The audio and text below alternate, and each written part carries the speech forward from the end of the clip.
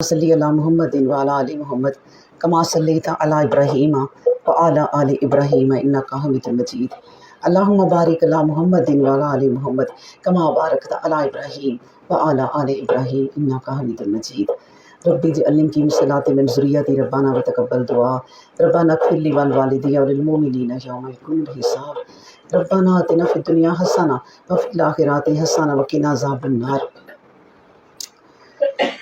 ربی انا لما انزلت علی من خیر فقیر ربی انزل لی منزلا مبارکا وانت خیر المنزلین ربی اشرح لی صدری ویسر لی امری واحلل عقدۃ من لسانی یفقہوا قولی یا مقلب القلوب ثبت قلبی علی دینک نحمدہ ونصلی علی رسولہ الکریم اما بعد فاعوذ باللہ السمیع العلیم من الشیطان الرجیم من ہمزہ نفخہ نفثہ بسم اللہ الرحمن الرحیم۔ چلیں جی ہم سپارہ پڑھتے ہیں 26 کل کا ہمارا جو بچا ہوا ہے تھوڑا سا، اور سورہ قاف۔ بسم اللہ الرحمن الرحیم۔ قاف والقرآن المجید، قسم ہے قرآن مجید کے رب کی۔ ان لوگوں پر تعجب ہے کہ انہی میں سے ان کی طرف ایک درس سنانے والا آیا تو کافر کہنے لگے کہ یہ تو عجیب بات ہے، کیا جب ہم مر جائیں گے اور مٹی ہو جائیں گے یہ واپس آنا بہت ہی دور از قیاس بات ہے، اور ہم جانتے ہیں کہ زمین اور ان میں کس قدر گھٹاتی ہے، اور ہمارے پاس تو وہ کتاب ہے جس میں سب کچھ محفوظ ہے۔ اس کا میں نے آپ کو بتایا تھا کہ زمین کس قدر گھٹاتی ہے، تو ہم نے کہا تھا ہم اپنے لحاظ سے سوچ لیتے ہیں کہ زمین ہمارے لیے بھی پھر تنگ ہوتی جاتی ہے، کہ انسان پہلے جب جوان ہوتا ہے تو اس کے لیے زمین بہت اچھی ہوتی ہے، کشادہ ہوتی ہے، جہاں مرضی وہ آئے جائے، لیکن انسان کی جب عمر بڑھتی ہے تو اس کی آہستہ آہستہ زمین جو ہے وہ تنگ ہونا شروع ہو جاتی ہے، اور جب پھر مزید بڑھاپے کو جاتا ہے تو پھر وہ اس کی اور بھی زمین تنگ ہو جاتی ہے۔ مطلب یہ ہے کہ اللہ تبارک و تعالیٰ انسان کی زمین جو ہے نا وہ گھٹاتا ہی جاتا ہے۔ تو پھر اس کے بعد میں نے کہا تھا کہ سائنسی طور پر بھی اس کو اگر دیکھا جائے تو زمین آہستہ آہستہ اپنی محور جو ہے نا پورے کرتی جا رہی ہے اور گھٹ رہی ہوگی۔ پھر اس کے بعد بتایا در حقیقت انہوں نے حق کو جب وہ ان کے پاس آ پہنچا جھٹلایا، اب وہ اس الجھن میں پڑے ہیں۔ کیا انہوں نے اپنے دیکھے در حقیقت انہوں نے حق کو جب ان کے پاس آیا تو جھٹلایا، اب وہ اس الجھن میں پڑے ہیں۔ کیا مطلب ہے کہ حق آ گیا ہے اور ان کا جو ہے نا دماغ اس کو مان رہا ہے، دل بھی مان رہا ہے، اب وہ الجھن میں پڑے ہوئے ہیں کہ ہم کیا کریں، مانیں کہ نہ مانیں، کیونکہ ان کے سامنے کیا ہے، ان کی ضد ہے، اناد ہے، ان کا قبیلہ ہے، خاندان ہے، اس لیے اب الجھن میں پڑے تو ہوئے ہیں، ٹینشن تو انہیں ہو رہی ہے کہ یہ ہم مانیں یا نہ مانیں۔ اس لیے اللہ نے کہا کہ انہوں نے اپنے اوپر آسمان کو نہیں دیکھا کہ ہم نے اس کو کیسا بنایا، تو پھر آراستہ کر دیا، اور اس میں کوئی شگاف نہیں ہے، اور زمین کو ہم نے پھیلایا اور اس پر پہاڑ قائم کر دیے تاکہ اس پر ان کا بوجھ ڈالے، اور اس طرح کی رونق افروز چیزیں پیدا کی اور ان کو جوڑا جوڑا بنا دیا تاکہ یہ سلسلہ آگے چلتا رہے، تاکہ ہر رجوع ہونے والا بندہ بصیرت حاصل کرے اور یاد کرے۔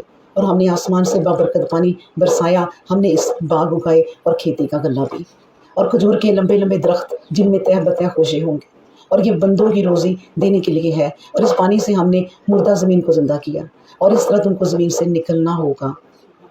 تو اللہ تبارک و تعالیٰ نے کہا کہ الجھنوں میں تو پڑے ہوئے ہیں، انہیں اللہ کی نشانیاں نظر نہیں آتی کہ اللہ نے آسمان زمین بنایا، پھر اس میں سے پانی برسایا، پھر تمہاری زمین پہ کیسے رونق لگا دی، پھر اس کی یہ جو تمام چیزیں اللہ نے پیدا کی ہیں نا، یہ ان لوگوں کے لیے نشانیاں ہوں گی جو نشانیاں دیکھنا چاہتے ہوں گے، جو بصیرت رکھتے ہوں گے۔ تو اللہ نے کہا کہ یہ تمام نشانیاں، یہ کھجور کے درخت، یہ انسانوں کے لیے جو پانی سے رنگ برنگی روزیاں پیدا کر دی ہیں، یہ تمام نشانیاں ان لوگوں کو نظر آئیں گی جو اللہ کو اس نظر سے دیکھتے ہیں، بصیرت کی نظر سے دیکھتے ہیں، اور اللہ پر غور و فکر کرنا چاہتے ہیں۔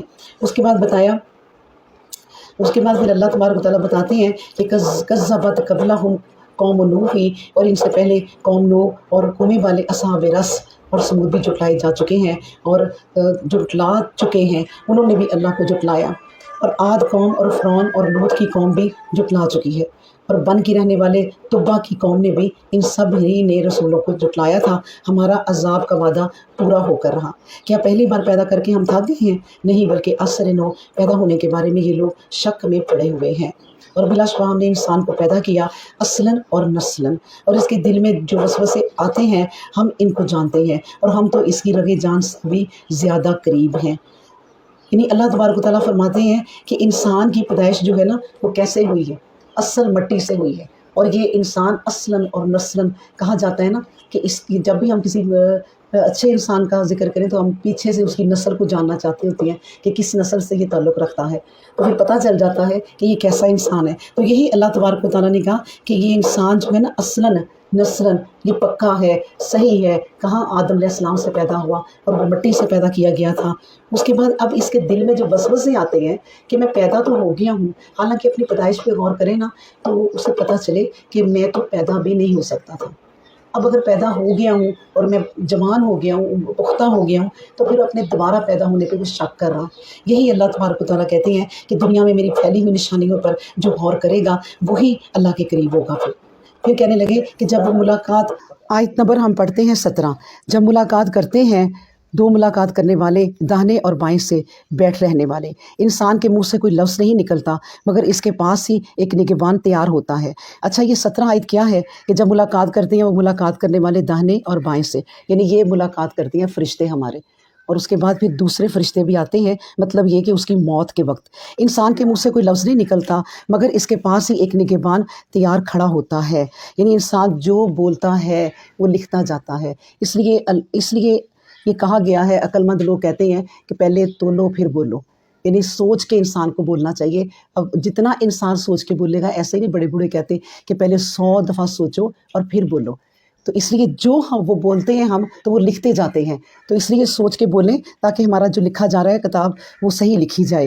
اور اسی طرح جب موت کی بھی ہوشی طاری ہو جاتی ہے، اور یہی ہے وہ چیز جس سے تو گریزاں تھا، یعنی اس سے ڈرتا تھا، اللہ تبارک و تعالیٰ نے موت اب تمہارے سامنے آ گئی، اور پھر یہ تو موت ہے نا، پھر اللہ تبارک و تعالیٰ نے کہا ایک تو موت کی قیامت ہے، دوسرا نفخ فی الصور، اور زور یعنی نرسنگا پھونکا جائے گا، یہی وعید کا دن ہوگا، اور ہر شخص آئے گا کہ اس کو دکیل لانے والا دکیل لائے گا، اور اس پر ایک گواہ بھی ہوگا۔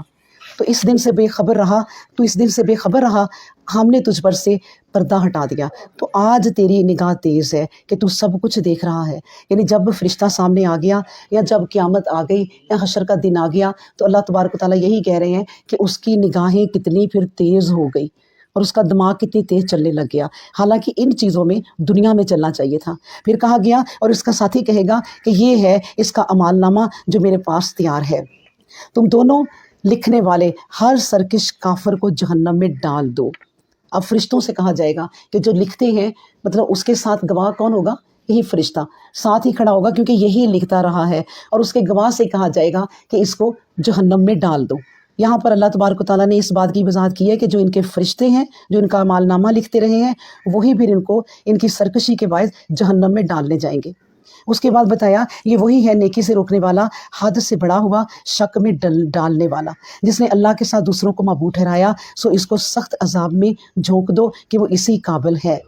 یعنی دنیا میں اتنی سرکشی کی، جیسے فرعون ہے، حامان ہے، جیسے اس طرح کے اور بھی لوگ ہیں، یہ اللہ تبارک و تعالیٰ کہہ رہے ہیں کہ اس دنیا میں بھی ان کے بعد پھر جتنے لوگ اس طرح کے آئے ہیں وہ اللہ تبارک و تعالیٰ کی سزا کے مستحق ہے۔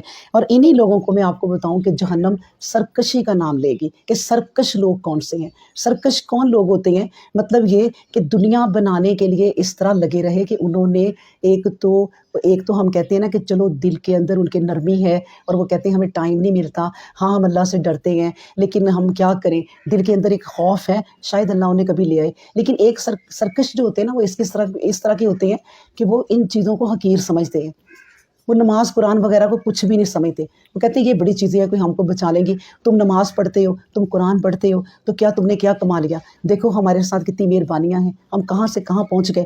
یہ سرکشی ان کو لے بیٹھتی ہے کہ ساتھ ہی وہ اللہ سے سرکشی کرتے ہیں اور ان چیزوں کو کم تر سمجھتے ہیں۔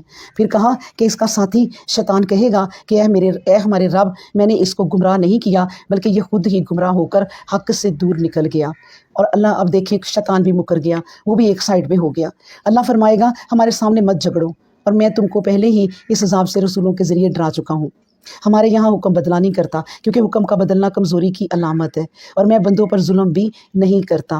اب دیکھیں اللہ نے ہمیں بتا دیا کہ جو حکم ہوتا ہے نا، اس کا بدلنا کمزوری کی علامت ہے۔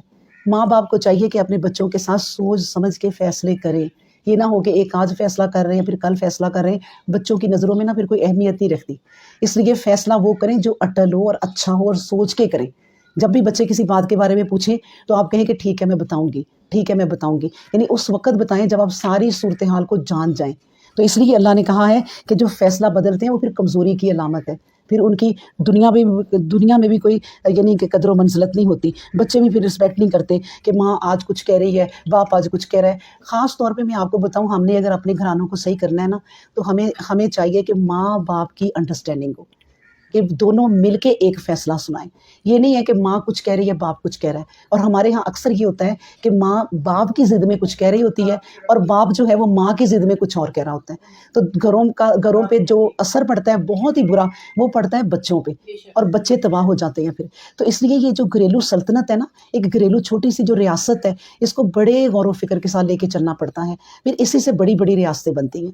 تو اللہ تبارک و تعالیٰ نے فرما دیا کہ پھر اس کے بعد بتایا، جس روز ہم دوزخ سے کہیں گے کہ کیا تو بھر گئی، تو وہ کہے گی کچھ اور بھی ہے تو لے آؤ. یعنی وہ تو نہیں بھرے گی، وہ تو کہتی جائے گی کہ اور لاؤ اور لاؤ. اور پھر کہا گیا اور متقین کے لیے جنت قریب کر دی جائے گی کہ وہ کچھ دور نہ ہوگی. اب دیکھیں کہ بات دونوں ایک جیسی ہیں. دوزخ بھی باہر نکالی جائے گی، دوزخ بھی باہر نکالی جائے گی، اور دوزخ بھی ان کے قریبی کی جائے گی، اور پھر وہ آواز دے گی. اسی طرح کہتے ہیں جنت بھی، دیکھیں جنت کا بھی وہی حال ہے کہ جنتیوں کے قریب کر دی جائے گی جنت بھی. یعنی ان کو یہ نہیں ہوگا کہ جنت آپ دیکھیں اتنی بڑی ہے کہ آپ جہاں بھی چلے جائیں اس کا اینڈ نہیں دیکھ سکیں گے. جنت کا کبھی بھی اینڈ نہیں ہوگا. اس لیے اللہ نے کہا کہ تم جنت میں کہیں ادھر ادھر گھومتے پھرو یا تمہیں پتہ نہ چلے، جنت تمہارے قریب کر دی جائے گی اور تمہیں جنت کے راستے بھی سمجھا دیے جائیں گے. اللہ اکبر. اس کے بعد ہم پڑھتے ہیں آیت نمبر 33، من خشی الرحمن بالغیبی، جو اللہ سے جو کبھی دیکھے جانے والی ذات نہیں، جو اللہ سے جو دیکھے جانے والی ذات نہیں، بن دیکھے ڈرا، اور اللہ کے ہاں اور ایک رجوع ہونے والا دل لے کر آیا. یہ اللہ نے شرط رکھ دی ہے کہ تم مجھے کبھی نہیں دیکھ سکو گے، مجھے دیکھنا نہیں ہے، مجھے دیکھے بغیر ایمان لانا ہے، اور ایک خوف بھی اپنے دل میں رکھنا ہے، اور دل میرے پاس پاک لے کے آنا ہے. اپنے دل کو پاک رکھیں، مطلب یہ ہے کہ ہم اپنے دل کو پاک کیسے رکھیں، یہ بھی تو ایک مسئلہ ہے نا. ذرا سی باتیں ہمیں لے بیٹھتی ہیں، ذرا سی چیزیں ہمیں لے بیٹھتی ہیں. گھر کو ہی ماحول دیکھ لیں. ہم باہر شہر اور ملک کی سطح پر تو بعد میں جائیں گے. گھر میں آپس کی ہی چیزیں ہوتی ہیں، جو بہن بھائی سگے، بھابیاں سگی، یعنی آپس کے جو رشتے ہیں یہی دلوں کو میلا کرتے ہیں. ان کے ساتھ دلوں کو پاک رکھنا ہے. انہوں نے جو بھی کہا ہے نا، اللہ نے کہہ دیا دل پاک لے کر آؤ. تم ان کے چکروں میں پڑے رہے، تم تو کسی اور مقصد کے لیے آئے تھے، تو یہ تو بڑے چھوٹی چیز میں تم لگ گئے. تو اس لیے اللہ نے کہا اپنے دلوں کو پاک ایسے ہی رکھا جا سکتا ہے کہ دن 10-12 لوگوں کے بیچ میں تم جو رہتے ہو نا، تو اپنے دل کو پاک کر لو. وہ جو بھی کرے ان کو چھوڑ دو اور کہہ دو کہ نہیں یہ بات غلط ہے، لیکن بہرحال تم نہیں مان رہی، کوئی بات نہیں، وقت آئے گا مان جاؤ گی. تو اس طرح کر کے بات ختم کرے. اس کے بعد اللہ تبارک و تعالیٰ بتاتے ہیں کہ داخل ہو جاؤ اس جنت میں سلامتی سے، یہ ہمیشہ رہنے کا دن ہے. ان کے لیے وہاں سب کچھ ہوگا جو وہ چاہیں گے. ہمارے ہاں اس سے کہیں زیادہ ہے، اور ان سے پہلے ہم نے کتنی امتوں کو ہلاک کیا ہے جو قوت میں ان سے کہیں زیادہ تھیں، اور دنیا کے ملکوں کو انہوں نے چھان مارا تھا، لیکن کیا وہ کوئی جائے پناہ پا سکے؟ اب دیکھیں اللہ تبارک و تعالیٰ فرماتے ہیں کہ ان سے پہلے جو امتیں تھیں نا، جو ہلاک ہو گئی، اللہ نے جنہیں ہلاک کر دیا، وہ کتنی قوت والی تھیں کہ انہوں نے پوری دنیا پہ جا کے پورے دوسرے ملکوں میں چھان لیا، مطلب یہ کہ حکومت کر لی. اتنی جگہ ان کی حکومتیں ہو گئی، لیکن کیا ہوا؟ لیکن کہیں انہیں دنیا میں کہیں جائے پناہ ملی؟ آپ سوچیں کہ جب کوئی بادشاہ بھی اس دنیا سے جاتا ہے، جس کے پاس پوری بادشاہت ہے، دنیا کی سہولتیں ہیں، محل ہے اور اپنی ایک پوری فوج ہے، جب وہ دنیا سے جاتا ہے تو اس کے بالکل ہاتھ خالی ہوتے ہیں. کہ دنیا نے اسے کوئی پناہ دی؟ کچھ کسی کو بھی نہیں دی. اس لیے اللہ تبارک و تعالیٰ فرماتے ہیں بار بار ہمیں پچھلی قوموں کا کہ ان سے پہلے ہم نے کتنی ہی امتوں کو ہلاک کیا ہے جو قوت میں ان سے کہیں زیادہ تھیں، اور دنیا کے ملکوں کو انہوں نے چھان مارا تھا، لیکن کیا وہ کوئی جائے پناہ پا سکے؟ بات یہ ہے کہ بلا شبہ اس میں درس عبرت ہے، اور اس کے لیے جس کے پاس قلب سمیم ہو، یا جو کان لگا کر بات سنے اور دل سے حاضر ہو، بس یہ جو خوبیاں اللہ نے بتا دی ہیں، یہ ہے کامیاب ہونے کی نشانی. اور یہ دل جب آپ لگائیں گے، کان جب آپ لگائیں گے، آنکھوں سے اچھی چیزیں جب تلاش کریں گے، دنیا بھی کماتے ہی رہیں، لیکن ساتھ ساتھ یہ جو اللہ نے کہہ دیا کہ اپنا دل ایسا رکھو. اس کے بعد کہا وَلَقَدْ خَلَقْنَا السَّمَاوَاتِ وَالْأَرْضَ اور بینہما. اور بلا شبہ ہم نے آسمانوں اور زمین کو اور جو کچھ ان کے درمیان ہے 6 ادوار میں پیدا کر دیا، اور ہم کو ذرا بھی تکان نہ ہوئی۔ بس آپ صلی اللہ علیہ وسلم ان کی باتوں پر صبر ہی کیجئے، اپنے رب کی حمد کے ساتھ پاکیزگی بیان کرتے رہیں، سورج نکلنے سے پہلے اور غروب ہونے سے قبل۔ اب اس آیت پہ بھی غور کریں کہ صبر جو ہے نا انسان کو ان چیزوں سے آتا ہے۔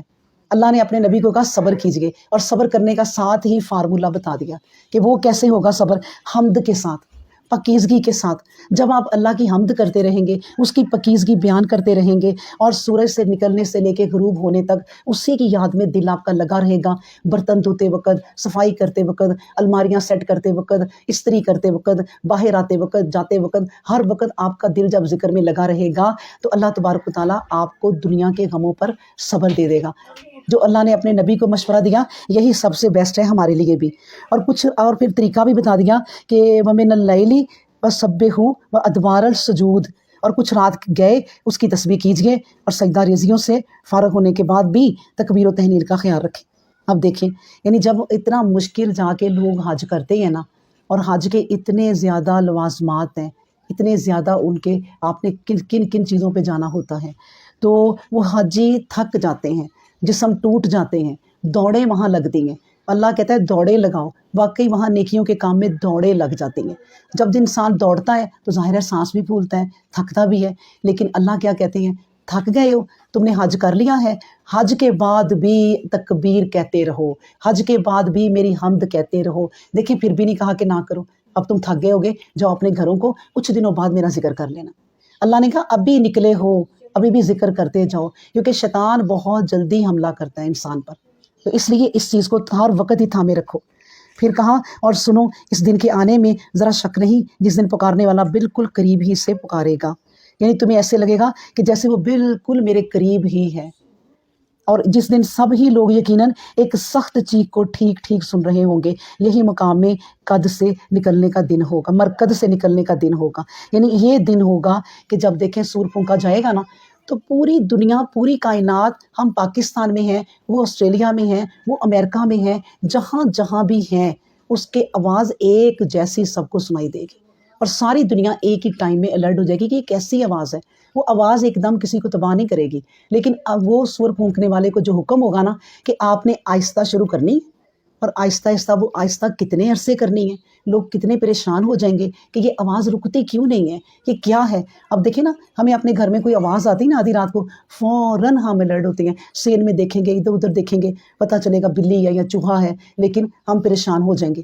اسی طرح وہ آواز سے سب پریشان ہو جائیں گے، ٹینشن میں آ جائیں گے۔ پھر اللہ حکم دے گا کب کہ واللہ عالم، پھر وہ آواز آہستہ آہستہ تیز ہوتی جائے گی، پھر جو تیز ہوتی جائے گی نا وہ دنیا تباہ ہونا شروع ہو جائے گی، پھر صرف آواز سے، یعنی چیخ کو ٹھیک ٹھیک سن رہے ہوں گے، یہی مقام مرکز سے نکلنے کا دن ہوگا، یعنی اپنے اپنے گھروں سے پھر نکل پڑے ہوں گے، انہیں کوئی گھر نہیں یاد رہے گا، کوئی محل نہیں یاد رہے گا، کوئی اپنے اونٹ نہیں یاد رہیں گے، کوئی بکریاں نہیں یاد رہیں گی، سب ان چیزوں کو چھوڑ کے ایک دوسرے کے ساتھ ساتھ ہوئیں گے کہ کہاں جائیں، چلو چلو کہیں چلیں پھر، یعنی وہ شہر چھوڑنے کو، ہر چیز چھوڑنے کو تیار ہو جائیں گے۔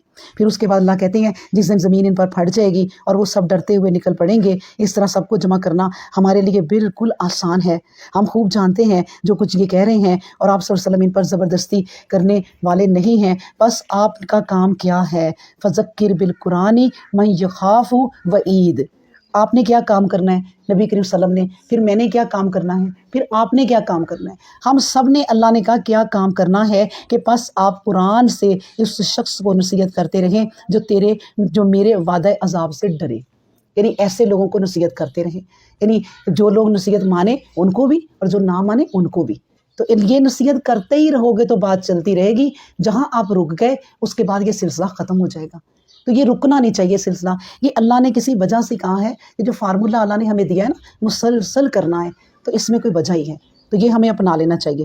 بسم اللہ الرحمن الرحیم، سورت ہے بسم اللہ الرحمن الرحیم، والذاریات ذروا، قسم ہے ان ہواؤں کے رب کی جو بخارات کو اڑانے والی ہیں، فالحاملات وقرا، پھر ان کے رب کی جو پانی سے لدے ہوئے بادل اٹھانے والی ہیں، فالجاریات یسرا، پھر ان کی جو بادلوں کو لے کر سبک رفتاری سے چلتی ہیں، پھر کہا فالمقسمات امرا، پھر وہ اس امر الہی بارش کو تقسیم کرتی ہیں۔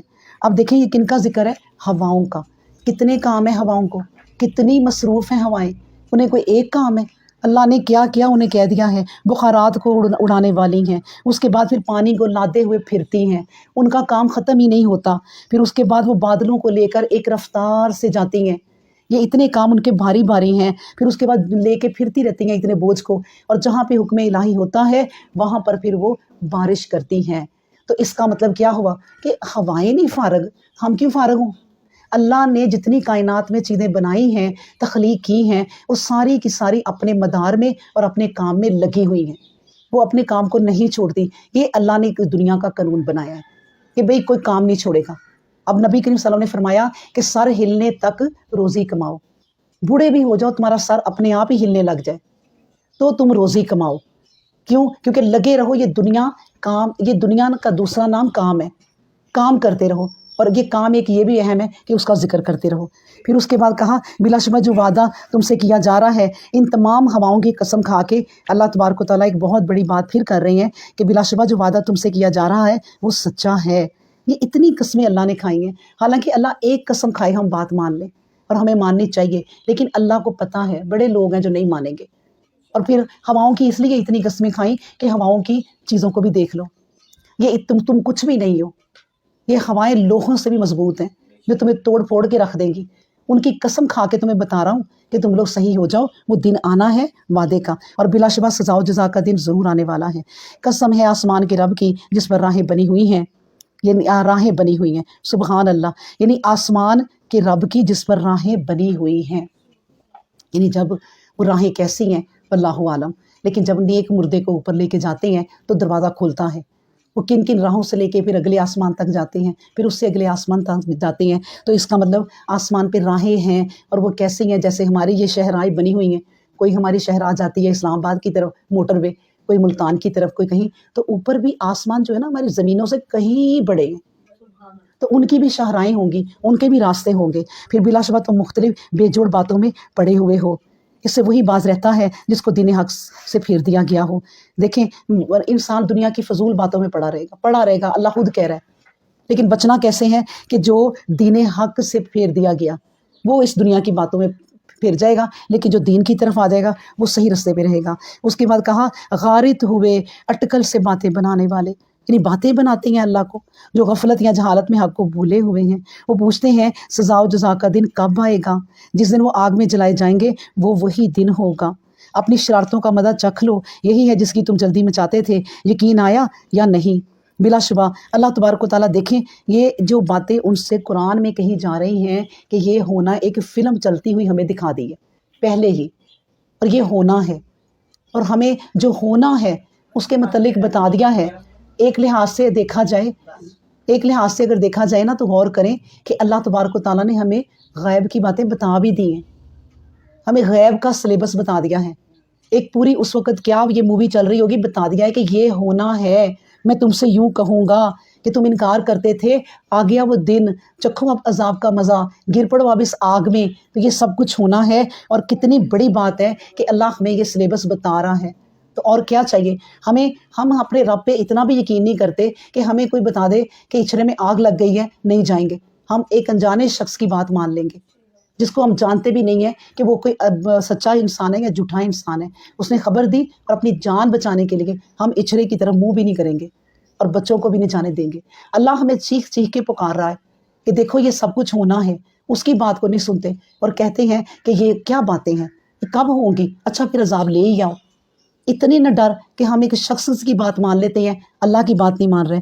پھر کہا اللہ تبارک و تعالیٰ پھر فرماتے ہیں ان المتقین فی جنات و عیون، بلا شبہ اس دن پرہیزگار باغات اور چشمے میں ہوں گے۔ کون؟ متقی، اپنے رب کی اطاعتوں سے سرفراز ہوں گے، بلا شبہ یہ لوگ اس سے قبل نیکوکار تھے۔ اب دیکھیں نیکوں کو بھی غیب کی باتیں بتا دی، اور ہمیں کیا چاہیے؟ اگر اللہ کہتا میں نے کوئی بات شیئر کرنی ہی نہیں ہے تو بس تم نیک کام کرو، میں نہیں بتاؤں گا کہ نیک کام کیوں کرنے ہیں، بدی سے رک جاؤ، میں نہیں بتاؤں گا کہ کیوں رکنا ہے، دونوں کی وجہ بھی بتا دی ہمیں۔ اور کیا چاہیے؟ سوچیں آپ، کانوا قلیلا من اللیل ما یہجعون، اور وہ راتوں میں بہت ہی کم سویا کرتے ہیں، وہی صبح کے وقتوں میں اپنے اللہ سے بخشش طلب کرتے ہیں۔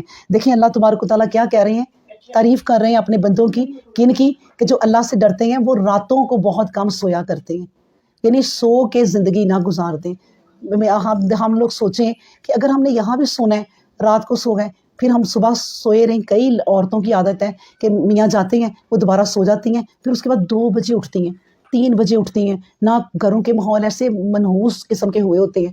جس گھروں میں روٹین ہوتی ہے ان کے ماحول بڑے پیارے ہوتے ہیں. تو سو کے زندگی گزارنی ہے، یہ سوچو کہ یہاں بھی سونا ہے، پھر قبر میں بھی سونا. اور قبر میں تو اتنا سونا ہے کہ تم تو پھر سوئے سوئے وہاں اک جاؤ گے. وہ تو اٹھو گے تو ایک الگ بات ہے نا، لیکن جب سوئے ہوئے ہوں گے تب تو پتہ ہے نا کہ ہم قبروں میں کئی سالوں سے ہیں. تو اس لیے یہاں کم سے کم سوئیں، اس وقت کا فائدہ اٹھائیں، اس دنیا کے وقت کا فائدہ اٹھائیں. نیند کھل جاتی ہے رات کو تو اللہ کا نام لے کے نا اٹھ جائیں اور 2 نفل پڑھ لیں. دوبارہ نیند اتنی پیاری آئے گی کہ فوراً آنکھ لگے گی، اور اللہ کو وہ جو اٹھنا ہے وہ بہت پسند ہے. اس کے بعد بتایا اور ان کے مالوں میں ہر مانگنے والے نہ مانگنے والے حاجت مند کا حق ہوتا ہے، یعنی وہ حق سمجھتے ہیں. مطلب اپنے مال کو اپنا نہ سمجھو، اللہ نے کہہ دیا ہے کہ دوسروں کا حق ہے ان کو بھی پہنچاؤ. اور یقین رکھنے والوں کے لیے زمین میں ان گنت نشانیاں ہیں، اور خود تمہارے اپنے نفسوں میں بھی کیا پھر تم غور نہیں کرتے. یعنی خود اپنے نفسوں میں بھی، یعنی اپنی باڈی پہ غور کر لو، اپنی ساری بناوٹ پہ غور کر لو، اپنے چہرے پہ غور کر لو. اسی پہ غور کر لو گے تو تم اللہ پر ایمان لے آؤ گے، باقی چیزیں تو بہت دور کی ہیں. اس کے بعد کہا اور یقین رکھنے والوں کے لیے زمین میں ان گنت نشانیاں ہیں، اور خود تمہارے اپنے نفسوں میں بھی کیا پھر تم غور نہیں کرتے. اور تمہارا رزق آسمانوں میں ہے، جو کوئی تم سے وعدہ کیا گیا ہے. بس قسم ہے آسمانوں زمین کے پروردگار کی کہ یہ بات حق ہے، اس میں اس میں شک کی کوئی گنجائش ہی نہیں ہے. ایسے جیسے تم بولتے ہو، دیکھیں کیسی مثال دے دی. تم اپنی زبان سے بولتے ہو، اپنی آواز سنتے ہو، اس میں کوئی شک ہے؟ اس میں کوئی شک نہیں ہے. اسی طرح اللہ نے جو باتیں کہہ دی ہیں وہ اسی طرح حق ہے. اب ایک باپ کہہ رہا ہوں نا کوئی بات کہ میں تمہیں یہ بات کہہ رہا ہوں، تمہیں اس میں کوئی شک لگتا ہے؟ اور ایسے ڈراوے سے بھی کہتا ہے کہ تم میری بات نہیں مان رہے. تو اسی طرح اللہ کہتا ہے تم جو مطلب باپ روب سے کہتا ہے کہ میں کہہ رہا ہوں اس کو سنو، تو اللہ بھی کہتا ہے جس طرح تم اپنی باتوں کو سنتے ہو نا آپس میں، بالکل یہی حقیقت ہے ان چیزوں کی، یہ حق ہے، یہ ہو کر رہنی ہے. اس کے بعد کہا کہ حل خطا کا حدیث ضیفی ابراہیم المکرمین، کیا آپ صلی اللہ علیہ وسلم کے پاس ابراہیم کے مہمانوں کی خبر نہیں آئی؟ جب وہ ان کے پاس آئے تو انہوں نے السلام علیکم کہا. فرمایا تم بھی سلام ہو، تم کو بھی سلام ہو، لیکن خیال کیا کہ یہ ناواقف لوگ ہیں. پھر جلدی سے اپنے گھر کی طرف گئے اور ایک بھنا ہوا بچڑا لے آئے. پھر ان کو ان کے سامنے رکھ دیا، کہا کہ تم کھاتے کیوں نہیں ہو؟ اب دیکھیں ہمارے گھر اچانک مہمان آ جائے نا، ہمیں یہ خبر دی جا رہی ہے ہمارے لیے بھی. اچانک مہمان آ جائیں فوراً کوئی بندوبست کرنا شروع کر دو. یہ نہ کہو تانے دینا شروع کر دو، آپ کو فون کرنا چاہیے تھا نا، آپ کو بتا کے آنا چاہیے تھا نا. تو آج تو میں نے کچھ نہیں پکایا. یعنی آنے والے کو شرمندہ کرنا.